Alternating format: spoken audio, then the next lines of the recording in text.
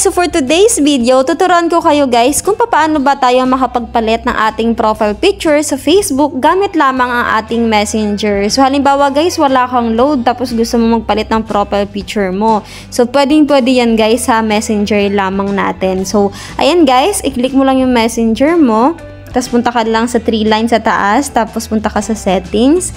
Tapos mag-scroll ka lang guys, hanapin mo tong Meta Account Center. So i-click mo lang yan. Ayan, i-click mo lang yung profile mo. Ayan, tapos yung Facebook mo guys, i-click mo lang. Tapos dito na guys, piliin mo yung profile picture kasi nga magpapalit tayo ng ating profile picture. I-click mo lang yan. Tapos guys, mapupunta ka dito, i-click mo yung edit profile picture. Mapupunta ka dyan guys, i-click mo lang or hanapin mo yung gusto mong gawing profile picture sa iyong Facebook account. So example na lang to guys. Ayan, hanap tayo. So ito guys, example yan. Yan, tapos i-click mo lang yung edit pag gusto mong i-crop. Ayan, example. So, i-click mo lang yung done.